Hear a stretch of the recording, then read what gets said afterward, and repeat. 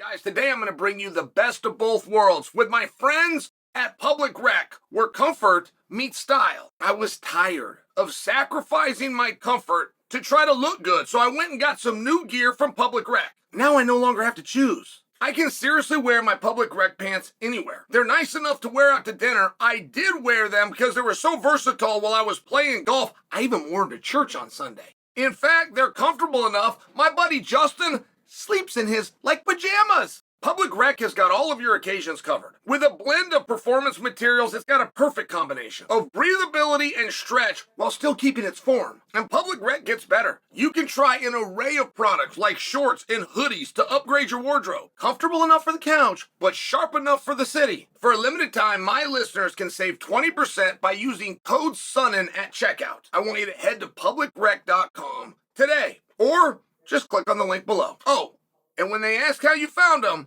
tell them Chael sent you. Did you guys catch Rogan's interview with Ilia Topuria? It was very interesting if you haven't seen it. Rogan's got a podcast. And he had Ilia Topuria on. And it's really an amazing balance on Rogan's podcast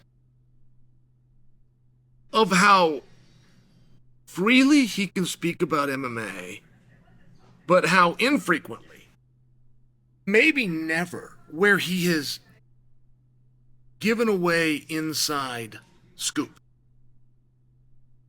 Like, I could only imagine the things that he would hear and he would see.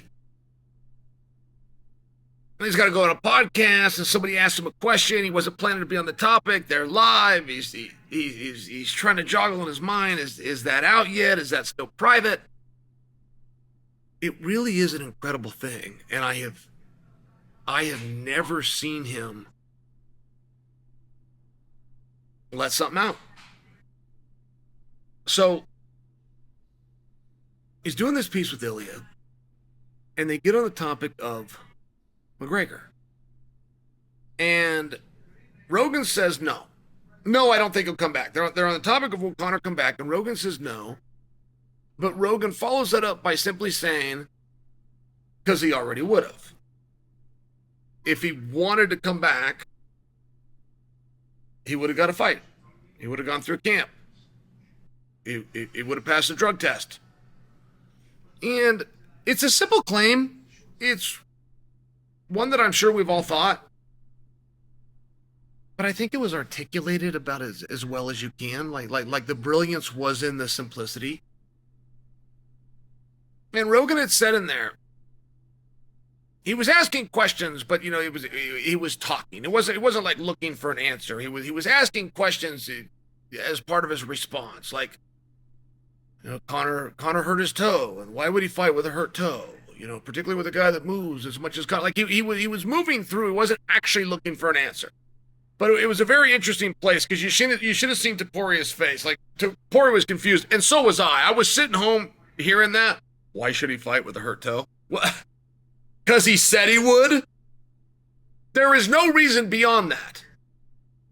We don't sign a contract and sell tickets to find out who's better fighting.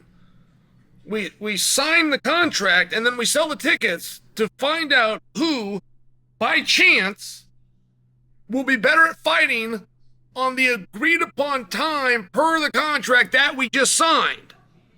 But that's a concept. You're gonna get that or you're not. You're not gonna win people over to that. But I did appreciate the look on Ilia's face. It was the same look on my face, going, what? Ask it the other way. How in the hell do you pull out of a fight over a hurt toe? So, when I'm taking that in, and I'm watching Ilia, that's a side thought, by the way. That was a side thought as a lead into a deeper conversation on how hard Ilia Topuria is working. And I respect it. I mean, that's a compliment. But how hard Ilia Topuria is currently working to get a title shot.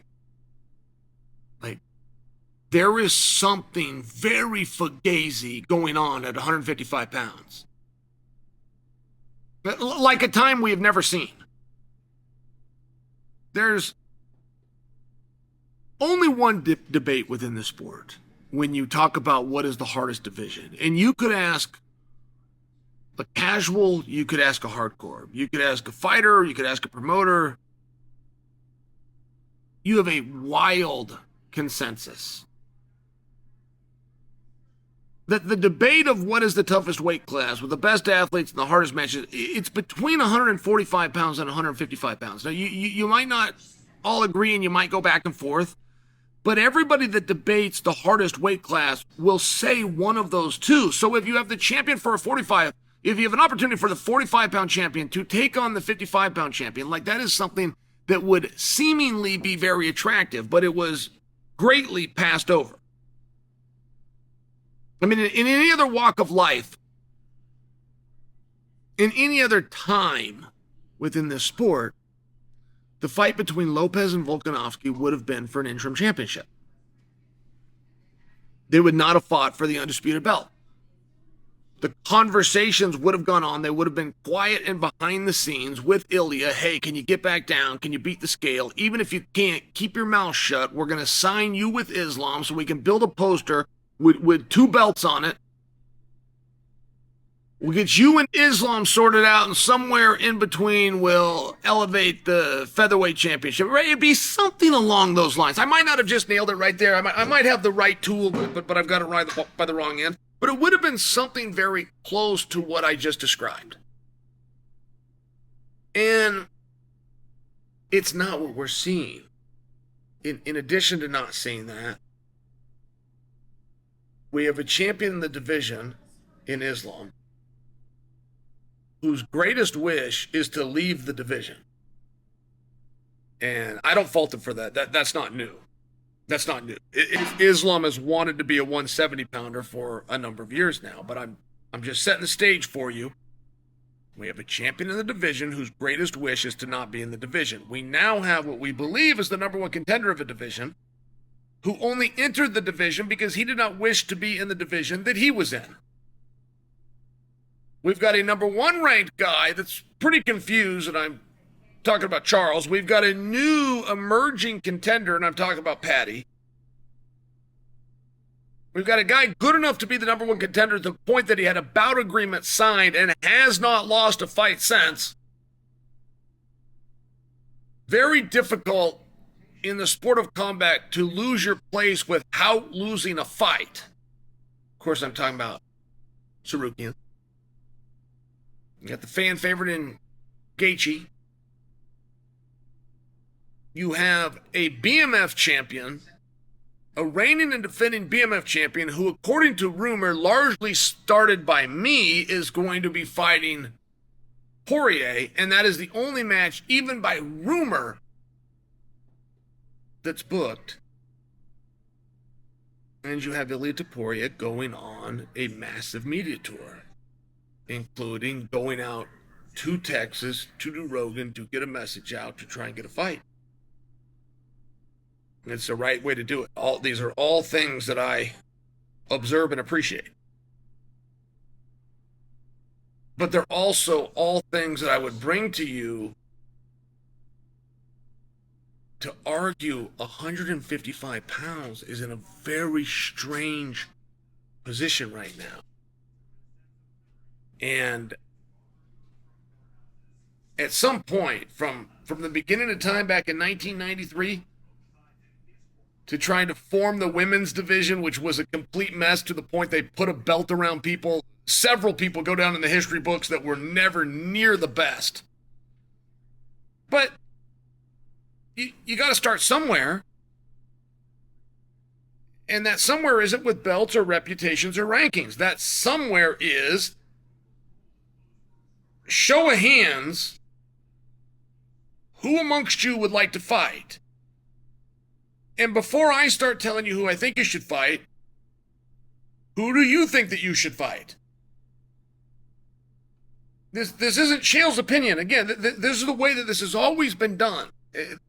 Some of the times that you'll be able to see that, how that's actually made, would be through The Ultimate Fighter. when they reach the semifinal round and Dana brings in the 4 contestants and says, who do you want to fight? He asks all 4 guys. I mean, that's just how this game is played. That's not just the Ultimate Fight. That's how this game is played. We start with a show of hands of people that want to fight, and we then ask them to start matching themselves up.